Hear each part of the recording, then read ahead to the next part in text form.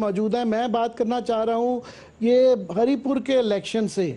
बात यह है कि तकरीबन 6 बाई इलेक्शंस में पीटीआई वैसे तो हार चुकी थी तसलसल से, मगर इस इलेक्शन पे दाव पे बहुत कुछ लगा दिया गया था कि वहाँ पे जो इतराज़ रहता था धांधली का, तो बायोमीट्रिक सिस्टम पहली दफ़ा इंट्रोड्यूस हो गया, फिर अपना सूबा था, अपनी फ़ौज थी, अपनी पुलिस थी, सारा कुछ ही अपना था।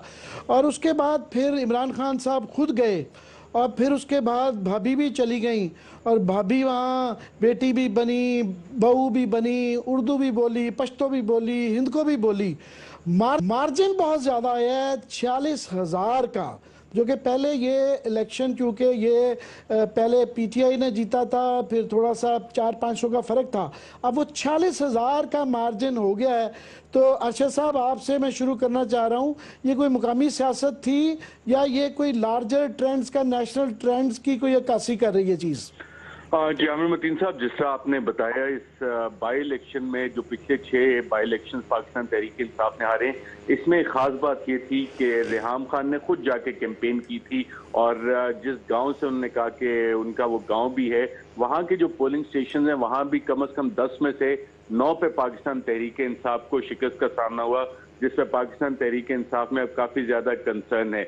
और ये कंसर्न इतना ज्यादा है इस वक्त कि बनी गाला में इमरान खान साहब खुद नथिया गली पाए जाते हैं, उनके बेटे आए हुए हैं, जमाइमा खान ने उनके बेटों को भेजा हुआ है, तो खान साहब उनको लेकर नथिया गली गए हुए हैं। नथिया गली में ठहरे कहाँ पे, ये चीज अभी तक क्लियर नहीं हुई है कि वहां पे सीएम केपीके के घर में ठहरे हुए हैं या किसी दोस्त के घर पे ठहरे हुए, या पार्टी के कोई ऐसा ही मशहूर तरीन, अमीर तरीन शख्सियत हैं जिनके के वहां पे नथिया गली में घर है, वहां पे वो ठहरे हुए हैं अपने बेटों के साथ। रेहाम खान साहिबा जो हैं वो कराची चली गई थी अपने बच्चों के समेत। तो ये वो सारी चीजें हैं कि एक जो आपकी फैमिली पूरी गई थी वहां पे कैंपेन करने के लिए। खान साहब, जैसे आपने जिक्र किया, ये हारने को सेलिब्रेट कर रहे हैं, पिकनिक मना रहे हैं, आप क्या कह रहे हैं?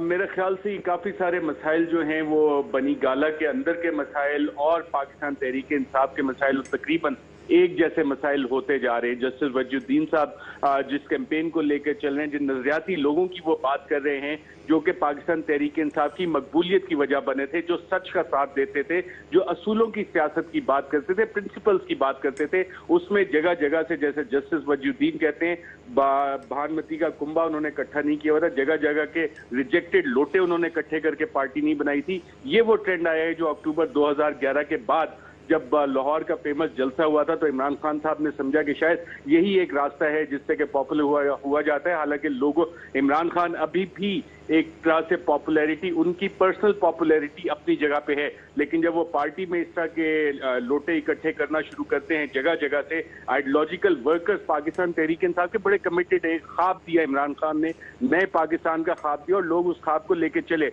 लेकिन जब उसमें झूठ की मिलावट होना शुरू हुई, जब उसमें यूटर्न्स की मिलावट शुरू हुई, तो पाकिस्तान तहरीक इंसाफ का ग्राफ नीचे गया है। लेकिन एक और पॉजिटिव चीज ये हुई है कि पाकिस्तान तहरीक इंसाफ दूसरी बड़ी सियासी जमात बन के उभर रही है मुल्क भर में। शुक्र है आपने कुछ, आपके दिल से भी कोई मुस्बत बात निकली, वरना ये जो आपकी बड़ा तनकीदी वो हकायक है मगर बड़े कड़वे है। क्लासर साहब, ये जो खिचड़ी पक रही है जिसके अंदर खानदान, पार्टी, सारा कुछ ही मिक्स हो गया है, मैं आपसे खास तौर पे पूछना चाह रहा हूं कि इस दफ़ा क्योंकि इस अलाव के अंदर उन्होंने अपनी सारे अंडे फेंक दिए थे और क्योंकि रेहाम बीबी खुद आ गई थी, वर्चुअली उनकी एक एंट्री इनटू पॉलिटिक्स हो गई थी, तो पहली दफ़ा पीटीआई के अपने जो लोग हैं, सोशल मीडिया देखें तो वो बड़ी तनकीद कर रहे हैं, काफ़ी लोग देख रहे हैं कि उनकी आमद की वजह से भी मार्जिन जो है हारने का बड़ा है। आमिर, जो मेरा ख्याल है, आपको याद होगा मैंने पहले भी एक दफ़ा जब हम नेट 2 चैनल पे थे, मैंने उस वक्त एक जवाब दिया था, लेकिन आपने मुझे फंसाने की कोशिश की थी, तो मैं ज़्यादा तफसील में नहीं गया था।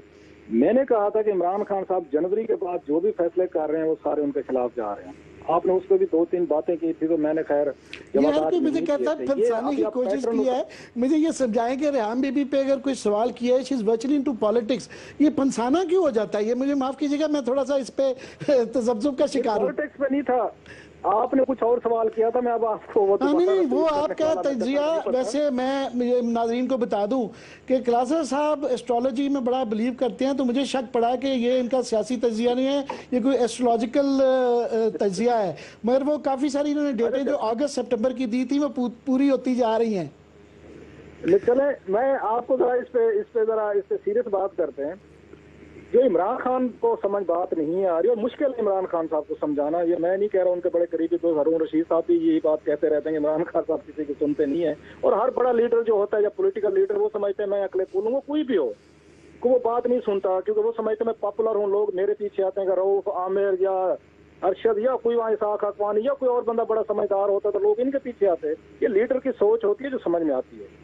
इमरान खान को जो एज थे, जो एडवांटेजेस थे, खान साहब बड़ी तेजी से वो अपने एडवांटेजेस, मेरा ख्याल है वो 100 में से 90% लूज कर चुके हैं। उनके एडवांटेजेस क्या थे कि जी मैं करप्ट नहीं हूँ, मेरे साथ करप्ट लोग नहीं है, हम एक नया पाकिस्तान बनाएंगे, मेरे बीवी बच्चे बहन भाई कोई सियासत में नहीं है और मैं खानदानी पॉलिटिक्स नहीं करूंगा। ये खान साहब के एडवांटेजेस थे, उनका प्रिविलेज था। उन्होंने, इवन आपको याद होगा, इनामुल्लाह नियाजी जो है उनका फर्स्ट कजन है, हफीजुल्लाह नियाजी उनके बहनोई भी हैं, उनके फर्स्ट कजन भी हैं। उन्होंने पूरी फैमिली ब्रेक कर दी। इवन आपको याद होगा वहाँ पे बखर में नजीबुल्लाह इनके फर्स्ट कजन थे और उनके भाई थे बहनोई के हफीजुल्लाह के। उनकी डेथ पे वो कंडोलेंसेस करने तक नहीं गए थे इमरान खान साहब। फैमिली में इतनी रिफ्ट हुई सिर्फ ये बताने के लिए जी कि मैं तो फैमिली पॉलिटिक्स करता नहीं है। अब वो ये पता चल रहा है कि जी वो तो दूसरों को पीछे छोड़ के जा रहे हैं। इनका जो फॉलोअर है, जो खान साहब को नहीं समझाया जा सकता, वट एवर द रीजन, जो नाज़िर साहब हमें वाइंड अप शो करना है, वाइंड अप ये बहस हम आइंदा आने दिनों में करते रहेंगे। ये